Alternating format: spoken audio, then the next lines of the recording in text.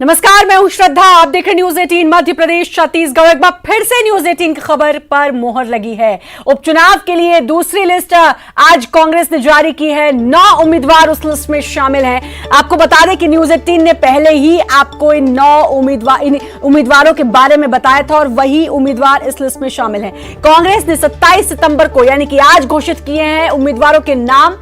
जौरा से पंकज उपाध्याय, सुमावली से अजय कुशवाहा, ग्वालियर पूर्व से सतीश सिकरवार, पोरी से हरिवल्लभ शुक्ला, मुंगावली से कन्हैयाराम लोधी, सुर्खी से पारुल साहू जो अभी बीजेपी छोड़कर कांग्रेस में शामिल हुई थी, मधानता से उत्तम राज, नारायण सिंह, बदनावर से अभिषेक सिंह टिंकू बदनावर से और सुवासरा से राकेश पाटीदार। ये वो 9 नाम है। 4 नाम अभी भी बाकी हैं। अब तक कुल 24 नामों का ऐलान कर दिया है, 24 उम्मीदवारों का ऐलान कर दिया है, लेकिन 4 नाम अभी भी बाकी हैं क्योंकि अभी भी पेच फंसा हुआ है उसमें। और 28 में से 24 नामों का ऐलान कांग्रेस ने कर दिया है। तो 24 नामों पर कांग्रेस ने अपने पत्ते खोल दिए हैं। आपको बता दें कि पूर्व मुख्यमंत्री दिल्ली भी गए थे कमलनाथ और वहां पर भी बातचीत हुई थी। उन्होंने ये भी कहा था, न्यूज 18 से कहा था कि सभी चीजों को ध्यान में रखा जा रहा है, जाति समीकरण सभी चीजों का ख्याल रखकर। और उन्होंने कहा था कि मैं जहां तक समझता हूं कि जल्द ही दूसरी लिस्ट भी जारी होगी और ऐसा ही हुआ। लेकिन न्यूज 18 ने आपको बताया था सबसे पहले कि वो नाम कौन से हो सकते हैं और अब लिस्ट आने के बाद न्यूज 18 की खबर पर एक बार फिर से मोहर लगी है कि सटीक खबर न्यूज 18 ने आपको दिखाई थी और वही नाम शामिल है आज की कांग्रेस की दूसरी लिस्ट में, जिसमें 9 नाम शामिल हैं कांग्रेस की दूसरी लिस्ट। आपको बता दें कि अब तक कुल 24 नामों का ऐलान कांग्रेस कर चुकी है।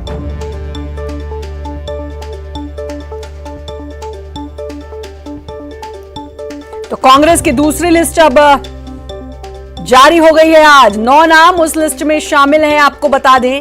और इसमें ग्वालियर पूर्व सतीश सिकरवार का नाम सबसे अहम सीट मानी जा रही है। 16 सीटें जो ग्वालियर चंबल की अगर हम बात करें तो काफी महत्वपूर्ण मानी जा रही है। ज्योतिरादित्य सिंधिया जो कांग्रेस छोड़कर बीजेपी में शामिल हुए, उनकी साख की भी बात है क्योंकि सिंधिया का क्षेत्र कहा जाता है, लेकिन कांग्रेस का कहना है कि वो सिंधिया का नहीं, वो कांग्रेस की वजह से वहां पर सिंधिया का प्रभुत्व था। तो ये कहीं ना कहीं ये साख पर बनी हुई है दोनों ही पार्टियों की। लेकिन कांग्रेस ने 24 नामों पर अपने पत्ते खोल दिए हैं। वहीं बीजेपी की बात करें तो बीजेपी ने अभी तक अपने पत्ते नहीं खोले हैं। तो यानी कि कांग्रेस अब उम्मीदवारों के नाम तय कर चुकी है और 24 नामों का ऐलान कर दिया है। बीजेपी ने अभी तक एक भी नाम का ऐलान नहीं किया है। हालांकि न्यूज 18 ने आपको संभावित नाम भी बीजेपी की तरफ से बताए थे, लेकिन अभी तक कोई आधिकारिक तौर पर किसी भी नाम का ऐलान बीजेपी की तरफ से नहीं हुआ है। लेकिन कांग्रेस ने 24 नामों का ऐलान कर दिया है। आज दूसरी लिस्ट जारी हुई है कांग्रेस की।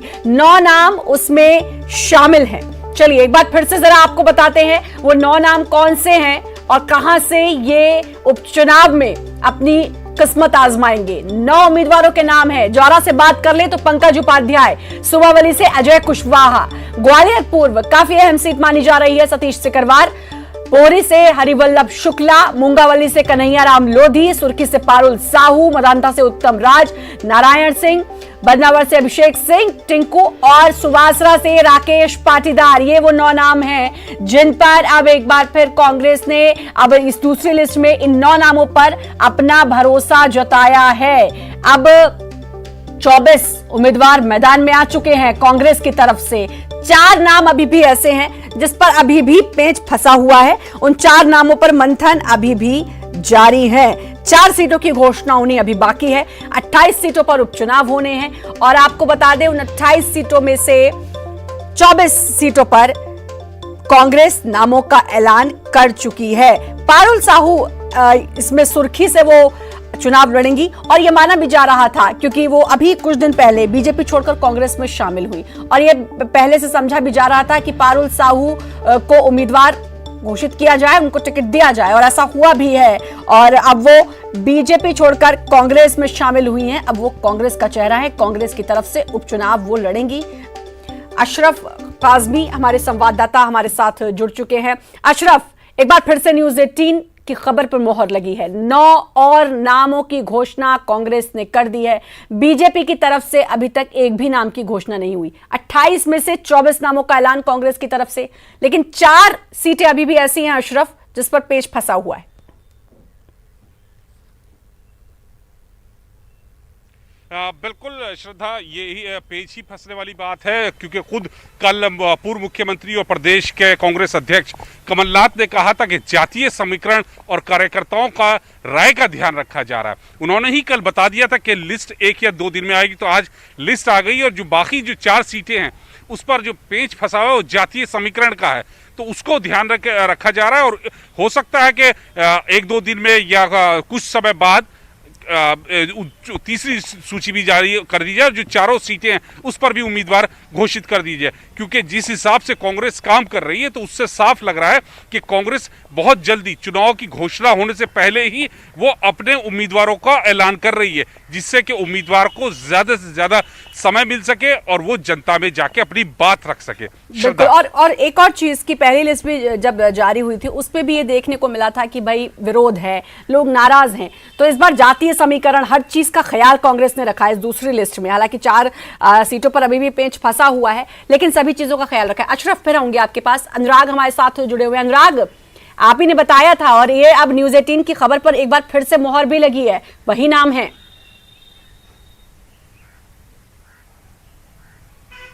देखो, देखिए, न्यूज 18 ने सबसे पहले बताया था कि कांग्रेस पार्टी ने 9 सीटों पर सिंगल नाम तय किए और आज कांग्रेस पार्टी ने 9 सीटों पर ही उम्मीदवारों का नाम का ऐलान किया है। साथ ही न्यूज 18 ने इस खबर को भी दिखाया था कि 4 सीटों पर विवाद के हालात हैं, जहां पर 2 से 3 नामों का पैनल तैयार किया गया और वहां पर तीसरी सूची में नाम घोषित किए जाएंगे, यानी कि वहां पर अभी पार्टी को और मशक्कत करना होगी, उसके बाद नाम फाइनल किए जाएंगे।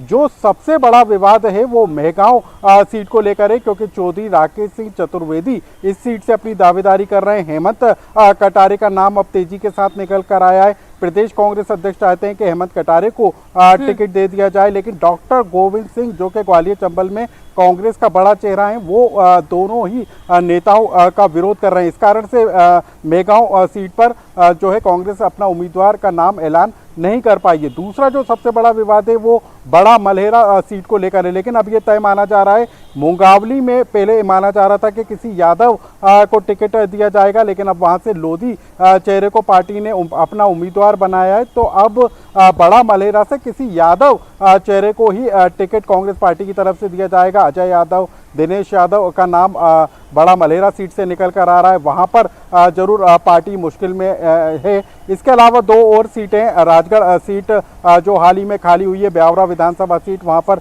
दिग्विजय सिंह को तय करना है कि कौन उम्मीदवार होगा। अभी गोवर्धन दांगी के निधन के कारण वो सीट खाली हुई थी, तो इन सीटों पर पेच जरूर फंसा हुआ है। लेकिन जिन सीटों पर कांग्रेस ने अपने उम्मीदवारों का नाम का ऐलान किया है वो सर्वे के आधार पर जातीय समीकरणों को देखते हुए ही उम्मीदवारों के नाम का ऐलान हुआ है। सबसे बड़ी बात है कि ब्राह्मण चेहरों को भी मौका दिया गया है, यादव को मौका दिया गया है, एक लोधी चेहरे को भी चुनाव मैदान में उतारने का ऐलान कांग्रेस पार्टी की तरफ से किया गया है। जो सबसे बड़ा नाम है वो पंकज उपाध्याय, ब्राह्मण चेहरा है, जोरा विधानसभा सीट पर इनको कांग्रेस पार्टी ने अपना उम्मीदवार बनाया। इसके अलावा सतीश सिकरवार, जो कि 2018 के विधानसभा के चुनाव में मुन्ना गोयल से 12 से 13 हजार वोटों के अंतर से हारे थे, अब वो एक बार फिर कांग्रेस की तरफ से कांग्रेस के टिकट पर मुन्ना लाल गोयल के खिलाफ चुनाव मैदान में उतरेंगे। इसका भी ऐलान कांग्रेस पार्टी ने कर दिया है।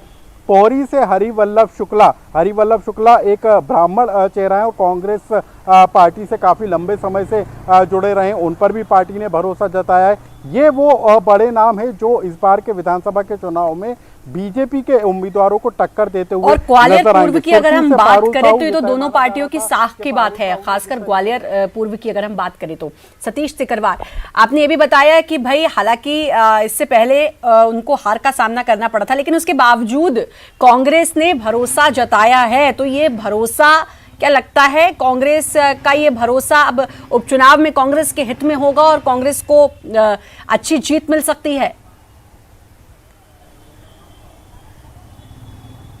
देखिए, ये तो चुनाव में तय होगा, लेकिन जिस तरीके से कांग्रेस पार्टी ने उम्मीदवारों का चयन किया है, वो ये साफ तौर पर बताता है कि किसी भी सीट पर कांग्रेस बीजेपी को वॉक ओवर देने के मूड में नहीं है। यानी कि कांग्रेस ने चुन चुनकर अपने उम्मीदवारों को चुना है, और वो चेहरे जो कि प्रदेश की सियासत के जाने माने चेहरे हैं, कभी ना कभी चुनाव लड़ चुके हैं, लंबे समय से राजनीति से जुड़े हुए हैं, और ऐसे ही चेहरों पर पार्टी ने दाव लगाने की तैयारी की है। सतीश सिकरवार भले ही 2018 के विधानसभा के चुनाव हार गए हों, लेकिन कांग्रेस की तरफ से वो एक मजबूत उम्मीदवार के तौर पर जरूर नजर आ रहे हैं। तो एक ये मजबूत चेहरा कांग्रेस पार्टी का जरूर होगा ग्वालियर पूर्व सीट पर। यहाँ पर भी मुकाबला दिलचस्प होगा, और इसी तरीके से 9 सीटों पर जो कांग्रेस पार्टी ने उम्मीदवारों के नाम का ऐलान किया है, वहाँ पर चुनाव अब बेहद दिलचस्प होने वाला है।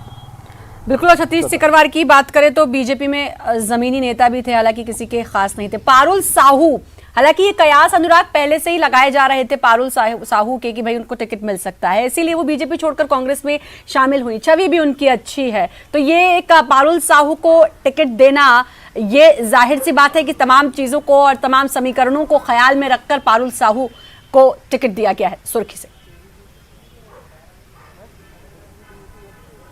बिल्कुल, देखिए, पारुल साहू ने 2013 का विधानसभा चुनाव लड़ा था, और तब भी गोविंद सिंह राजपूत उनके टक्कर में थे, और 141 मामूली वोटों के अंतर से उन्होंने गोविंद सिंह राजपूत को शिकस्त दी थी। लेकिन 2018 के चुनाव में बीजेपी ने उनका टिकट काट दिया था, और उसी के बाद से वो लगातार नाराज चल रही थी। और अब जबकि उपचुनाव हो रहा है, तो ऐसे में गोविंद सिंह राजपूत उनके खिलाफ हैं, तो उनकी नाराजगी खुलकर सामने आई। और बीते दिनों उन्होंने भोपाल में कमलनाथ से उनके निवास पर मुलाकात की थी, और उस दौरान साहू समाज के प्रदेश अध्यक्ष, कुल मिला के एक चीज का, छोटे छोटे पॉइंट्स का कांग्रेस ने ख्याल रखा है। भले ही उपचुनाव हो, अशरफ, भले ही उपचुनाव हो, लेकिन ये किसी विधानसभा चुनाव से कम नहीं लग रहे हैं। एक तो लगातार सीटें बढ़ती गई, 28 सीटें अब हो चुकी हैं, और ये काफी दोनों पार्टियों के साथ का उपचुनाव है, और इसमें हर चीज का ख्याल रखा गया। जैसा कि कल खुद आपसे पूर्व मुख्यमंत्री ने कहा था कि जातीय समीकरण, तमाम चीजों का ख्याल, जाहिर है आला कमान खुद एक एक चीज को पता कर रहे होंगे, और उसके बाद एक एक पॉइंट का ख्याल रखकर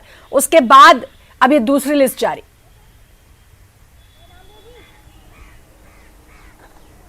बिल्कुल श्रद्धा, देखिए इसमें सबसे महत्वपूर्ण बात यही है कि जो कुछ कर रही है कांग्रेस, वो एक एक कदम बहुत फूक फूक के रख रही है। यहाँ सबसे महत्वपूर्ण बात ये भी है श्रद्धा कि देश में इस वक्त सोनिया गांधी नहीं है, राहुल गांधी नहीं है, वो बाहर हैं, लेकिन फिर भी चुनाव की सूची जारी की जा रही है। और चुनाव की सूची जारी करने का मतलब यह है कि कमलनाथ खुद इसमें इन्वॉल्व है, लगातार वो बड़े नेताओं से बात कर रहे हैं, चाहे वो सोनिया गांधी हो या राहुल गांधी हो, वो बाहर भी अगर हैं तो उनसे बातचीत कर रहे हैं। जो सूची जारी की गई है वो उनसे बातचीत करके जारी की गई है, क्योंकि मुख्यमंत्री पद जो गंवाया है कमलनाथ ने गंवाया है। और यहाँ पे कांग्रेस जो है, या ये कहा जाए कि कमलनाथ कोई भी गलती नहीं करना चाहते, क्योंकि एक उनकी गलती उनको भारी पड़ सकती है। जो वो जिस रणनीति के साथ चल रहे हैं कि वो सत्ता में वापसी करेंगे, तो वो उसके लिए, लेकिन अशरफ, क्या कहीं बीजेपी को फायदा नहीं, क्योंकि 24 नाम अब आ चुके हैं कांग्रेस की तरफ से सामने। अब इस 24 नामों को ख्याल में रखते हुए बीजेपी अपने उम्मीदवार तय करेगी कि कौन इनसे बढ़कर है, उनको उम्मीदवार बनाया जाए बीजेपी की तरफ से। बिल्कुल श्रद्धा, ये तो बहुत साफ हो गया कि देखिए जो पत्ते कांग्रेस ने खोल दिए, तो ये थोड़ा सा आसानी भाजपा के लिए हो गई कि वो अपने उम्मीदवार इनके हिसाब से 21 ही घोषित करें। लेकिन इस चुनाव में बीजेपी प्रवक्ता रजनीश अग्रवाल हमारे साथ जुड़ गए हैं। रजनीश जी, एक और लिस्ट जारी कांग्रेस की, 9 और पत्ते कांग्रेस ने खोल दिए हैं, बीजेपी की तरफ से अभी एक भी नाम का ऐलान नहीं हुआ है। देखिए, भारतीय जनता पार्टी की तो जो उम्मीदवार हैं उनके बारे में तो हमारे नेता वहां जहां सभाएं करते हैं, नेता जनता से संवाद करते हैं, वहां बता भी रहे हैं, अधिकृत सूची जारी भी हो जाएगी। और ये जो कांग्रेस की सूची है, इसमें मैं नाम ढूंढ रहा था, बड़े शिद्दत के साथ नाम ढूंढ रहा था, चौधरी राकेश सिंह जी का नाम महगांव से दिखाई नहीं पड़ा, अभी तक घोषित नहीं हो पाया। ये वही नाम है जो कांग्रेस की गुटिया राजनीति को उजागर करता है। तो ये जो नाम आए, ये तो वायरल पहले से हो रहे थे, आप मीडिया ने भी दिखाए थे कि ये नामों की संभावना कोई नई बात नहीं है, लेकिन जिन बातों को लेकर गुटिया राजनीति और तेज हुई है, आने वाले समय में वो भी और उजागर हो रही है। पारुल साहू सुर्खी सीट, इसलिए बार बार ये नाम आ रहा है कि कुछ ही दिन पहले बीजेपी छोड़कर कांग्रेस में शामिल हुई और अच्छी छवि उनकी रही है, साफ सुथरी छवि रही है, अपने क्षेत्र में अच्छी पकड़ रही है। बीजेपी को नुकसान तो नहीं होगा इससे? 2018 में भारतीय जनता पार्टी ने प्रत्याशी नहीं बनाया था पारुल जी को, प्रत्याशी दूसरा बनाया था। तो बाकी जो है अब इस उपचुनाव में भारतीय जनता पार्टी जितने वोटों से जीत रही थी उससे दुगने वोटों से चुनाव जीत कर आएगी। ये जितने नाम अब तक ऐलान हो चुके हैं रजनीश जी, जितने नामों का ऐलान हो चुका है 24 नामों से अब बीजेपी को फायदा होगा कि अब बीजेपी इन नामों को देखकर तय करेगी कि उनकी लिस्ट में कौन कौन होना चाहिए? देखिए, भारतीय जनता पार्टी के तो अमूमन प्रत्याशी अनौपचारिक तौर पर सामने हैं, लेकिन एक बात जरूर है, जो कांग्रेस की टीम लाइन थी कैंपेन की वो पूरी की पूरी ध्वस्त हुई है। इनके पास में न टिकाऊ है न जिताऊ है और अब तो काम चलाऊ उम्मीदवार भी नहीं है। ये बाहर के उम्मीदवार लाकर उम्मीदवार बनाने का काम कर रहे हैं। तो एक बात उजागर हो गई है कि कांग्रेस के अपने पास में प्रत्याशियों का टोटा है। तो ये हमारी सबसे बड़ी जीत का कारण बनने वाला है, क्योंकि इनके पास में जो लोग हैं इनकी पार्टी के भीतर ही इनका विरोध तेजी के साथ में हुआ है। वो वीडियोज भी आप लोगों ने दिखाए हैं, वो चित्र भी दिखाए। इसलिए भारतीय जनता पार्टी को इन प्रत्याशियों से लाभ ही है। इनके प्रत्याशी जिस प्रकार से घोषित हुए हैं और उनकी कैंपेन तो अब गई गुजरी हो गई, अब कैंपेन तो वो टिकने वाली नहीं है। ग्वालियर काफी अहम माने जा रहा है रजनीश जी। ग्वालियर पूर्व सीट की बात करूं, सतीश सिकरवार को पर दांव खेला है और उनको वहां से उम्मीदवार बनाया है। काफी अहम सीट है दोनों पार्टियों के लिए। अहम सीट भारतीय जनता पार्टी के लिए बिल्कुल जीत के लिए पक्की है। आप जरा गौर फरमाइए कि इनके पास में कोई प्रत्याशी मुन्ना लाल गोयल जी के भारतीय जनता पार्टी ज्वाइन करने के बाद बचा नहीं था। चलिए पूछ लेते हैं, तो भूपेंद्र गुप्ता कांग्रेस प्रवक्ता हमारे साथ जुड़ गए हैं। भूपेंद्र जी, एक और लिस्ट कांग्रेस ने जारी कर दी है और बड़ी तेजी के साथ कांग्रेस आगे बढ़ रही है। पूरा कॉन्फिडेंस कि अब इस बार जीत होगी।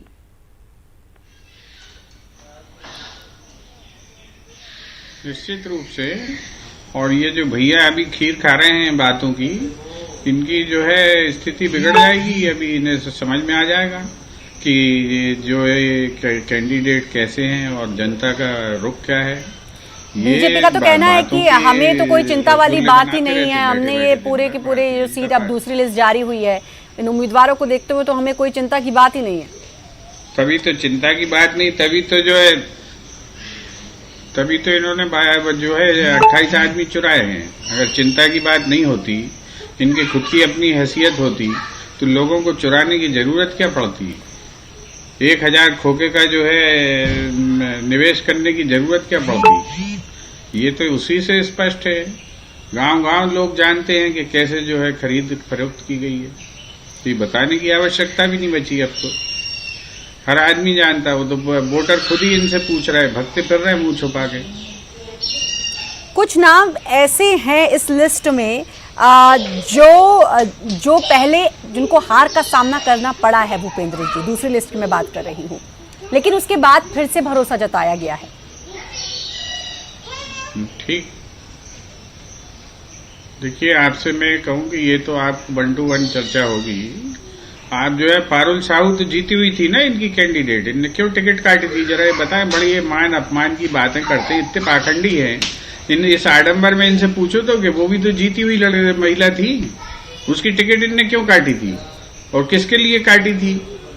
ये जो सवाल हैं, ये सारे सवाल सब जगह पलट पलट के खड़े होते हैं। इनके घरों में जो है ये जितने ये जो रहते हैं भारतीय जनता पार्टी के नेता, इनके घरों में जो है दर्पण नहीं लगे होते कि आज ऐसा नहीं कि शक्ल दिख जाए तो ये खुद ही डर जाए उसमें। इतने झूठ बोलते हैं सुबह से लेकर शाम तक, पूछो इनसे। पारुल तो साहू ये से एक कितना फायदा पहुंचेगा जब अलग अलग चर्चा करेंगे तो हम बता देंगे क्या परिस्थिति थी, कौन आ रहा था। साफ सुथरी छवि पारुल साहू की है, जीत रही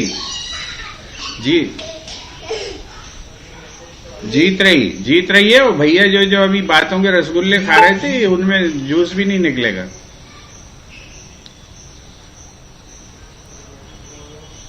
जी,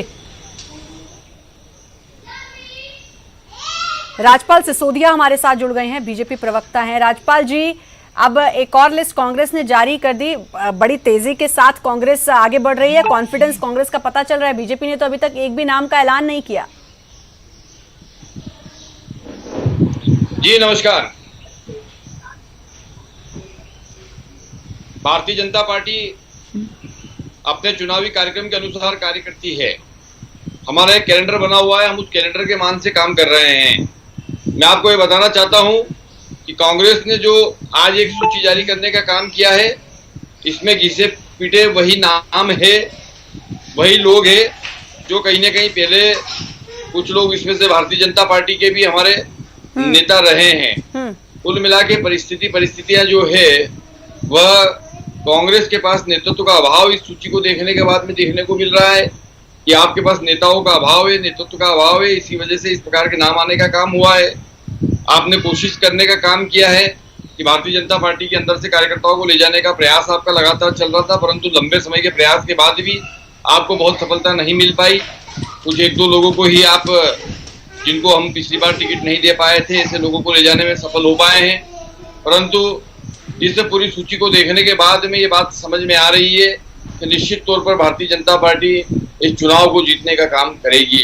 इस उपचुनाव में भारतीय जनता पार्टी का केडर, भारतीय जनता पार्टी का कार्यकर्ता जो मतदान केंद्र स्थान तक जो है काम पे लगा हुआ है, वह लगातार जो है कहीं ना कहीं अपने कार्यक्रमों के माध्यम से जनता के बीच में है और नियत समय पे और ठीक टाइम पे हमारी जो है सूची प्रकाशित होने का काम होगा। आप खुद कह रहे हैं इसमें बहुत से चेहरे ऐसे हैं जो भारतीय जनता पार्टी में थे और अब उन्होंने कांग्रेस का हाथ थाम लिया था, और उसमें से कुछ चेहरे ऐसे हैं जिनकी छवि भी अच्छी थी, जिनकी अपने क्षेत्र में पकड़ भी अच्छी है। तो ये खामियाजा तो नहीं भुगतना पड़ेगा बीजेपी को इसका? नहीं, मैं वही कह रहा हूँ कि जिन लोगों को, जो लोग पिछली बार नहीं जीत पाए थे, जिन पर पार्टी ने भरोसा किया था पर वो जीत नहीं पाए थे, इस प्रकार के एक दो लोगों को ले जाने का काम कांग्रेस ने किया है। जैसे सांवेर की बात करें तो प्रेमचंद गुड्डू को लेके गए, वो कांग्रेस से आए थे पहले भारतीय जनता पार्टी में, फिर वापिस कांग्रेस में चले गए। सतीश सिकरवार जी को ग्वालियर में ले जाने का काम किया। ग्वालियर में पिछली बार सतीश जी को भारतीय जनता पार्टी ने लड़ाया था, 2 बार उनके पिताजी को भी लड़ाने का काम किया है, 1 बार उनके भाई भी विधायक रहे हैं। तो पूरे परिवार को लंबे समय में अगर देखा जाए तो सतीश जी के परिवार को 5 बार जो है भारतीय जनता पार्टी ने टिकट भी देने का काम किया और 4-5 बार विधायक भी उनके परिवार में उनके पिताजी और भाई को बनाने का काम किया। पिछली बार सतीश जी को भी टिकट देने का काम किया था, वो हार गए थे, जीत नहीं पाए थे, अब वो कांग्रेस से लड़ रहे हैं। तो ठीक है, इस प्रकार का उन्होंने कुछ प्रयास किया है कांग्रेस ने कि हमारे इधर से कुछ लोगों को ले जाने की कोशिश की, पर उसमें बहुत सफलता नहीं मिल पाई उनको, और बहुत ज्यादा ऐसे कोई बड़े चेहरे को भी ले जाने में वो सफल हो नहीं पाए। तो अंततः जो था उनके पास मटेरियल, उसी में से उन्होंने जो है टिकट देने का काम किया है, और जो टिकट मिले हैं वे टिकट मैं समझता नहीं हूँ कि बहुत ज्यादा जिताऊ टिकट है, पर ठीक है, चुनाव लड़ रही है कांग्रेस, इसलिए उनको किसी को तो देना था, किसी को देना था, इसलिए उन्होंने दे दिए। अब देखिए ना, चलिए खैर, कौन जिताऊ है और कौन हराऊ है, अब ये तो बाद में पता चलेगा कि कौन जीते। तो खैर उपचुनाव के नतीजों के बाद ही पता चलेगा। भूपेंद्र जी लगातार जुड़े हुए हैं हमारे साथ, अनुराग हमारे साथ लगातार जुड़े हुए हैं। अनुराग, आपके पास भी आऊंगे, लेकिन भूपेंद्र जी, बीजेपी का तो कहना है कि बहुत ज्यादा जिताऊ उम्मीदवार आपके नहीं है जो दूसरी लिस्ट जारी हुई है, यानी कि अब तक जो 24 नाम जारी हुए हैं, लेकिन ये एक चीज देखी जा रही है कि कांग्रेस बड़ा फूक के इस बार कदम रख रही है। हर चीज का ख्याल रखा जा रहा है, चाहे वो जातीय समीकरण हो, हर चीज का। 4 सीटों पे हालांकि अभी भी पेच फंसा हुआ है, लेकिन जो 24 नाम अब तक जारी हुए हैं, इसमें हर चीज का ख्याल रखा जा रहा है ताकि विरोध भी ना हो और जातीय समीकरण भी पूरा हो जाए। यानी कि कुल मिलाकर कांग्रेस की तैयारी पूरी है। भूपेंद्र जी,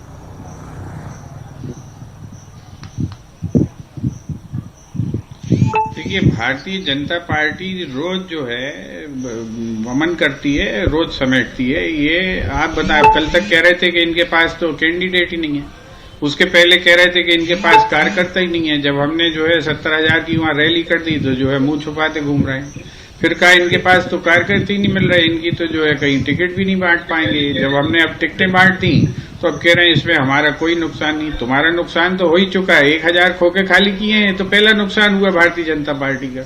ये 1,000 खोके अपने कार्यकर्ताओं को बांटते तो ज्यादा भला होता, पार्टी का उद्धार हो जाता। जिन लोगों के पास इस स्तर पे जो है माल असबाब है कि वो जो है धनमत से जनमत खरीद सकते हैं, वो पहला नुकसान तो तुम अपना खरीद चुके।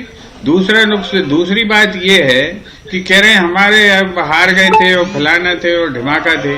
अगर वो इतने कमजोर कैंडिडेट थे तो उनको प्रेमचंद गुड्डू को ले क्यों गए थे पुचकार के और उनकी आरती उतार के? अब जो है वो हमारे पास आ गए हैं तो वो तो बोले कोई बात नहीं है। ये जो है रोज इनको उल्टियां होती हैं और रोज जो दवाई खाते हैं, ये इस टाइप की भारतीय जनता पार्टी का मानस है। सुबह से लेकर शाम तक सिवा झूठ बोलने के इनको कोई काम नहीं। उसके बिना ये एपिटाइजर है झूठ बोलना इनके लिए। भोजन की पूरी प्रक्रिया पाचन की उसी से होती है। तो इनसे पूछो आप कि चलो प्रेमचंद गुड्डू को भैया बहुत ही कोई कमजोर आदमी है, कांग्रेस का कोई भला नहीं होने वाला, तो तुम खुद क्यों ले गए थे आरती उतार के? जरा इसका जवाब दो। अगर मान लीजिए सुन लो, अभी सुन लो भैया, पहले पूरी बात सुन लो। काउंटर तो आप खूब करना, अब हम आपके काउंटर के लिए बैठे और आप बहुत कमजोर थी हमारी। सुन तो लीजिए जरा, धीरज रखो, धीरज। नमस्कार आपको भी थोड़ा। अरे साहब, परम सत्यवादी हरीश चंद्रों की पार्टी में आप मौजूद हैं, इसी का मैं आपको अभिनंदन करता हूं कि आप जैसे आदमी इन परम हरीश चंद्रों की पार्टी में उपलब्ध कैसे हैं। मतलब मुझे मालूम है कि आप जो है साफ साफ बात करते हैं और कैसे बीजेपी आपको झेलती है सुबह शाम, मैं यही समझ नहीं पा रहा हूं। तो अभी तो आपसे अपन चर्चा करेंगे, हम तो आपका बड़ा आदर करते हैं, कोई दिक्कत नहीं। अब आप ये बताओ कि साहब पारुल साहू बहुत कमजोर कैंडिडेट है, तो जब वो जीती हुई थी तो आपने उसकी टिकट क्यों काटी थी? बताइए आप। इसलिए कि महिला थी? इसलिए कि आप उसका रीजन बताइए, आप समझाइए। आप कांग्रेसियों की तो बड़ी बात करते हो कि ऐसा हो गया था साहब, वैसा हो गया था। आप अपना बताओ कि आपने क्यों काटी थी टिकट? वो तो जीती हुई विधायक थी आपकी। ये जवाब आप भी दीजिए। जरा दर्पण देखिए, घर में लगाइए, चार चौराहे दर्पण, कभी दाढ़ी चेहरा भी देख लिया करो कहाँ कालिख लगी है। तो आपको जो है ये सवाल तो है कि भाई बीजेपी छोड़कर जो कांग्रेस में चले गए वो खराब कैसे हो गए? पहले तो आप ही की पार्टी में थे। आऊंगी मैं इस सवाल पर भी। अनुराग लगातार हमारे साथ बहुत देर से जुड़े हुए हैं। अनुराग, कांग्रेस ने धड़ाधड़ अपनी 2 लिस्ट जारी कर दी। अभी 4 नाम पर हालांकि पेच फंसा हुआ है, मुझे लगता है वो भी जल्दी ही सॉर्ट आउट हो जाएगा और उन नामों का ऐलान भी कांग्रेस कर देगी। बीजेपी ने अब तक एक भी नाम का ऐलान नहीं किया, या तो बिल्कुल एंड मोमेंट का इंतजार कर रही है, नाम तैयार हैं उसके बाद फिर बीजेपी नामों का ऐलान करेगी, या फिर कुछ और रणनीति? क्योंकि कई बार ये भी देखने में आया है कि बीजेपी बिल्कुल एंड मोमेंट पर अपने पत्ते खोलती है। अनुराग, ये मंदिर बनाने के लिए मुहूर्त नहीं देखते, अपनी लिस्ट निकालने के लिए मुहूर्त दिखवाते हैं। ये हाल है भाजपा तरीके से, क्योंकि जो कांग्रेस छोड़कर दल बदल करके बीजेपी में शामिल हुए उन्हें ही बीजेपी अपना उम्मीदवार बनाएगी और उन्हीं संभावित उम्मीदवारों के जरिए अब चुनाव प्रचार भी बीजेपी की तरफ से शुरू हो गया है। हालांकि कुछ सीटें जहां जोरा हो गई, आगर मालवा हो गई, राजगढ़ की ब्यावरा हो गई, ये वो तमाम सीटें जहां पर बीजेपी को उम्मीदवारों के नाम तय करना है। तो फिलहाल की यदि बात कही जाए तो बीजेपी के उम्मीदवार अनौपचारिक तरीके से घोषित हैं, कोई सूची उन्होंने जारी नहीं की है, लेकिन बीजेपी में खुद मुख्यमंत्री शिवराज सिंह चौहान ये साफ कर चुके हैं कि उनके उम्मीदवार पहले से ही घोषित हैं और वो अपने चुनाव क्षेत्र में प्रचार करने का काम अभी कर रहे हैं। यानी कि बीजेपी की तरफ से लगभग 2 से 4 सीटें छोड़ दी जाएं तो बाकी सीटों पर नाम पूरी तरीके से तय हैं। कांग्रेस के लिए जरूर ये एक बड़ी चुनौती था कि उनको अपने उम्मीदवारों का चयन करना है और इसके लिए अलग अलग 3 एजेंसियों के जरिए कांग्रेस पार्टी ने सर्वे कराने का काम किया। पहली सूची में 15 उम्मीदवारों का नाम का ऐलान हुआ, दूसरी सूची में 9 उम्मीदवारों का नाम का ऐलान हुआ, जबकि 4 सीटों पर अभी भी पेच फंसा हुआ है। मेहगांव सीट जो सबसे मुश्किल कांग्रेस के लिए सीट साबित हो रही है, क्योंकि चौधरी राकेश सिंह चतुर्वेदी यहाँ से उम्मीदवारी जता रहे हैं। इसके अलावा हेमंत कटारे जो कि पीसीसी चीफ कमलनाथ जिसको अब पसंद कर रहे हैं, वो नाम हेमंत कटारे का है, लेकिन डॉक्टर गोविंद सिंह दोनों नाम को लेकर आपत्ति जता रहे हैं और अपने भांजे राहुल सिंह भदौरिया के नाम को वो आगे बढ़ा रहे हैं और यही कारण है कि मेहगांव सीट पर कांग्रेस पार्टी अपने उम्मीदवार का ऐलान नहीं कर पाई है। इसके अलावा बड़ा मलेरा भी सीट एक कांग्रेस के लिए मुश्किल बन सकती है, क्योंकि पार्टी यहाँ पर सोच रही थी कि लोधी चेहरे को उतारा जाए या फिर यादव चेहरे को उतारा जाए, लेकिन अब मुंगावली में जब लोधी चेहरे पर कांग्रेस पार्टी ने दाव लगाया है तो अब ये तय है कि बड़ा मलेरा सीट पर किसी यादव चेहरे को कांग्रेस पार्टी अपना उम्मीदवार बना सकती है। साथ ही राजगढ़ के ब्यावरा विधानसभा सीट जो कि हाल ही में कांग्रेस विधायक गोवर्धन दांगी के निधन के बाद खाली हुई है, उस पर पार्टी को अभी तय करना है। यहाँ पर जो है राय चलेगी वो दिग्विजय सिंह की चलेगी, क्योंकि दिग्विजय सिंह ही इस सीट पर किसी नाम को आगे बढ़ाने का काम करेंगे। तो कुछ सीटें हैं जहां पर कांग्रेस को अभी उम्मीदवारों का नाम का ऐलान करना है, लेकिन जिन सीटों पर विवाद के हालात कम थे उन सीटों पर कांग्रेस पार्टी ने अपने उम्मीदवारों के नाम ऐलान कर दिए। बिल्कुल। राजपाल जी, मतलब पहले मुख्यमंत्री ने बोल भी दिया है कि भाई हमारे तो नाम तय हैं, ये उन्होंने मोटा मोटी ये सबको बता दिया था। और अब क्या कर रही है बीजेपी, क्योंकि अभी मुख्यमंत्री और ज्योतिरादित्य सिंधिया जगह जगह जा रहे हैं, प्रचार भी कर रहे हैं और सौगातें भी बांट रहे हैं, तो यानी कि नाम तय हैं, हम ये माने एंड मोमेंट पे वो नाम जारी हो जाएंगे, उससे पहले वोट साधने की पूरी कोशिश सौगातों के माध्यम से। देखिए, भारतीय जनता पार्टी उपचुनाव में या चुनाव में जब जाती है तो उसका एक कैलेंडर बनता है और उस कैलेंडर के मान से ही हमारी तय तारीखों के अनुसार ही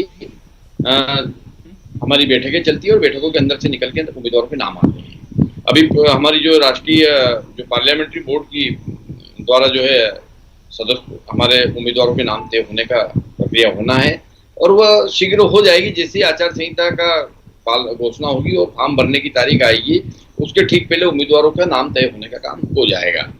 अनौपचारिक रूप से भारतीय जनता पार्टी उम्मीदवार को सामने रखने की आवश्यकता इसलिए नहीं मानती कि हमारा कैडर बेस्ड कार्यकर्ता आधारित राजनीतिक दल है, जो कि कार्यकर्ता हमारे मतदान केंद्र स्तर पर जाकर काम करते हैं और वो काम हमारा शुरू हो चुका है। हमारे मतदान स्तर तक की बैठकें, वहां तक के कार्यक्रम, वहां तक के प्रचार प्रसार, घर घर संपर्क अभियान, ये सब लगातार चल रहा है। अभी भी आज भी 25 सितंबर, 26 सितंबर और 27 सितंबर 3 दिन का हमारा महाजन संपर्क अभियान चल रहा है, जिसके अंतर्गत हमारे कार्यकर्ता घर घर जा रहे हैं, गांव गांव में मतदान केंद्र स्थान पर अपने मतदाताओं के घर जा रहे हैं, झंडे लगा रहे हैं, स्टिकर बांट रहे हैं, स्टिकर चिपका रहे हैं, पेम्पलेट बांट रहे हैं और जन कल्याणकारी योजनाओं की जानकारी देने का काम हितग्राहियों के बीच में जाने का कर रहे हैं। तो लगातार हमारे कार्यक्रम चल रहे हैं, लगातार हमारी सभाएं चल रही है, लगातार हमारे नेतृत्व आदरणीय शिवराज सिंह चौहान जी का जो है लगातार प्रवास चल रहा है, हर विधानसभा स्तर तक वो जा रहे हैं। कांग्रेस ने बार बार एक ये आरोप लगाया था कि बीजेपी तो चुनाव को टालना चाहती है कोरोना का नाम देकर, इसीलिए कि तब तक थोड़ा समय मिल जाए, सौगातों की बौछार लोगों तक पहुंच जाए और फिर मतदाता को समझ में आए जहां से सौगात मिल रही है वहां वोट देना है। नहीं, भारतीय जनता पार्टी अगर चुनाव को टालना होता और टालना चाहती होती तो पिछले 2 महीने से भारतीय जनता पार्टी का पूरा कार्यकर्ताओं का जो पूरा केडर है और पूरा नेतृत्व है, पूरा संगठन है, वह प्रत्येक विधानसभा स्तर तक चुनाव में नहीं लगता, जनता के बीच में जाने का काम नहीं करता।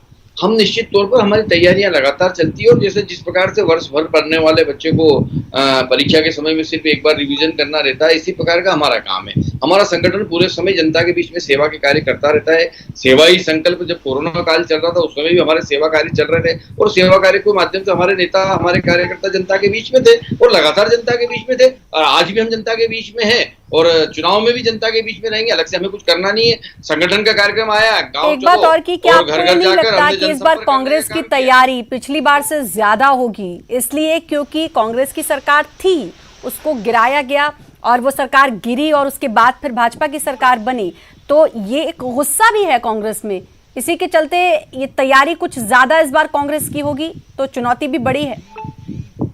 निश्चित तौर पर चुनाव को हम चुनौती मानते हैं, चुनाव लड़ने जा रहे हैं तो इसको हल्के से नहीं लेते हैं। चुनाव को चुनौती मानकर ही हम जनता के बीच में जब जाते हैं तो परिणाम हमारे पक्ष में आते हैं। और कांग्रेस के लिए भी स्वाभाविक है, जीवन मरण का सवाल है उनके लिए और उनकी सरकार गिराई नहीं गई, उनकी सरकार उनके कुकर्मों से खुद ब खुद गिर गई और गिरी हुई सरकार को फिर से वो उठाने का, प्रतिस्थापित करने का प्रयास करेंगे। कमलनाथ जी के राजनीतिक जीवन का भी यह एक अंतिम इस प्रकार का प्रयास होगा जिसमें वो अपनी पुनर्स्थापना करने का प्रयास करेंगे। करना भी चाहिए उनको, परंतु जनता जी कांग्रेस में एक रोष है, वो रोष, वो गुस्सा कि भाई हाथ सरकार थी और वो सरकार हाथ से चली गई, सत्ता किसी और के हाथ में आ गई, वो गुस्सा तैयारियों में दिखेगा और वो उसी गुस्से से एक एक बारीकियों का ख्याल रखा जा रहा है।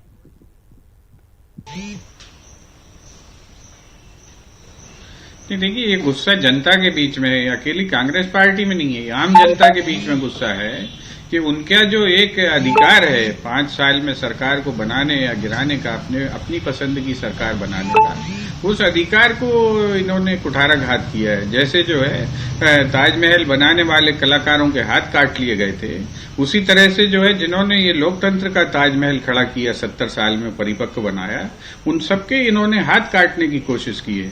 अभी हमारे भाई कह रहे थे यशपाल सिसोदिया जी, मैंने पहले ही कहा था कि बेचारे सरल आदमी ने मालूम नहीं रहता ये क्या बोल रहे हैं। ये कह रहे हैं कि साहब जो है हम तो, हमारी पार्टी हर काम कैलेंडर से करती है, उसका कैलेंडर बना हुआ है। मैं इनसे सवाल करना चाह चाहता हूं, क्या आपने कैलेंडर में ये भी लिख छोड़ा था कि फलानी तारीख को हम जो है 1000 खोखे खराब करके जो है लोगों को खरीदेंगे और सरकार गिरा देंगे? क्या कैलेंडर में ये भी लिखा हुआ है कि हम बाद में जो है उन्हीं लोगों को जो है टिकट देकर और अपनी पार्टी के कार्यकर्ताओं को नष्ट कर देंगे? क्या ये सब इनके कैलेंडर का हिस्सा है? ये जो रिवीजन करते हैं, ये जो रटे रटाए 5, 10, 25 डायलॉग इनके पास जो नागपुर झूठ यूनिवर्सिटी से आते हैं, ये उन्हीं डायलॉगों को ये कोर्स का रिवीजन कर रहे हैं। ये इनका कोर्स है।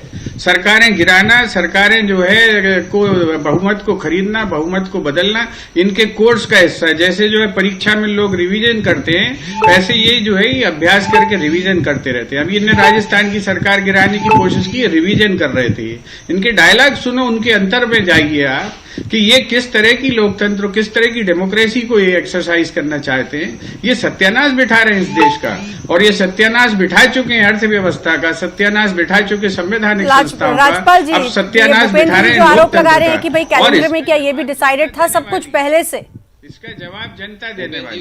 भूपेंद्र जी उसी पार्टी के कार्यकर्ता है जिस पार्टी के प्रधानमंत्री के चुनाव को सुप्रीम कोर्ट ने संवैधानिक घोषित कर दिया था, तो इन्होंने देश में इमरजेंसी लगा दी थी। ये जब सत्ता से बाहर होने की स्थिति में आते हैं ना, तो ये माननीय संस्थाओं पे सुप्रीम कोर्ट ने नहीं किया था ये लीजिए, पहले झूठ मत बोल। सुप्रीम कोर्ट ने नहीं किया था ये हाई कोर्ट ने किया था इलाहाबाद में। आपको नॉलेज नहीं है, झूठ मत बोलिए। आपको ना, हाँ तो इलाहाबाद में सुप्रीम कोर्ट नहीं है, इलाहाबाद में सुप्रीम कोर्ट नहीं है। इलाहाबाद हाई कोर्ट, हाँ तो हाई कोर्ट के बाद आजादी है हर आदमी को सुप्रीम कोर्ट जाने की। ये लोग हाई कोर्ट के बाद आदमी सुप्रीम कोर्ट जा सकता है कि नहीं? जब ये सत्ता से बाहर इमरजेंसी इसलिए नहीं लगी, इमरजेंसी इसलिए नहीं लगी, इमरजेंसी इसलिए लगी कि तुम्हारे नेताओं ने भाषण दिए थे कि सेना विद्रोह कर दे। इमरजेंसी इसलिए लगी थी कि आपने भाषण दिए थे कि सेना से विद्रोह करने के लिए, आपने सेना को विद्रोह करने के लिए भड़काया था, इसलिए इमरजेंसी लगी थी। इमरजेंसी इसलिए नहीं लगी। संस्थाओं पे भी प्रहार करने से आपको यही नहीं पता है। ताने बाने को बिगाड़ने का काम करते हैं। जब कांग्रेस के लोग सत्ता से बाहर होते हैं तो सामाजिक ताने बाने को बिगाड़ने का काम करते हैं, वर्ण संघर्ष पता ही नहीं भाई करते हैं। ये जो है ये गुंडों के खिलाफ इमरजेंसी गुंडों के खिलाफ लगाई गई थी, जो है मान्य संस्थाओं के ऊपर आरोप लगाने का काम इमरजेंसी करते हैं। गुंडों के खिलाफ लगाई गई थी। गुंडे अंदर थे, जनता बाहर थी। चलता रहेगा, लेकिन अब ये देखना होगा कि ये जो अब दूसरी लिस्ट जारी हुई है, या कुल मिलाकर दोनों लिस्टों को मिला ले तो 24 सीटों पर कांग्रेस ने नामों का ऐलान कर दिया है। अब किसको कितना फायदा, किसको कितना नुकसान होता है, ये तो खैर वक्त ही बताएगा। हालांकि बीजेपी ने अभी तक एक भी नाम का आधिकारिक तौर पर ऐलान नहीं किया है। बहुत बहुत शुक्रिया आप सभी का न्यूज़ 18 से जुड़ने के लिए। अनुराग, आपका भी बहुत बहुत शुक्रिया तमाम जानकारी देने के लिए। भूपेंद्र जी शुक्रिया आपका। राजपाल जी आपका भी बहुत बहुत शुक्रिया। कोविड-19 महामारी ने भारत में बाइक रिपेयरिंग मैकेनिक्स के जीवन को भी काफी अस्त व्यस्त कर दिया। लॉकडाउन खुलने के साथ जैसे जैसे अब ये मैकेनिक अपने काम पर वापस आ रहे हैं, इन्हें अब हमारे सहारे की जरूरत है, जिससे कि अपने भविष्य को सुरक्षित कर सके। इसको खास ध्यान में रखते हुए कैस्ट्रॉल एक्टिव ने नेटवर्क 18 के साथ मिलकर प्रोटेक्ट इंडियाज इंजन नाम की एक शुरुआत की है। इस कैंपेन को अपना भरपूर समर्थन देने के लिए आप मिस कॉल दें इस नंबर पर। नंबर है 7574003002, या आप लॉग ऑन भी कर सकते हैं www.protectindiaengine.com पर। आने वाले दिनों में आपका ये संकल्प बहुत मददगार साबित होगा, ये सुनिश्चित करने में कि हमारी जिंदगी बिना रुके भी आगे बढ़ती रहे।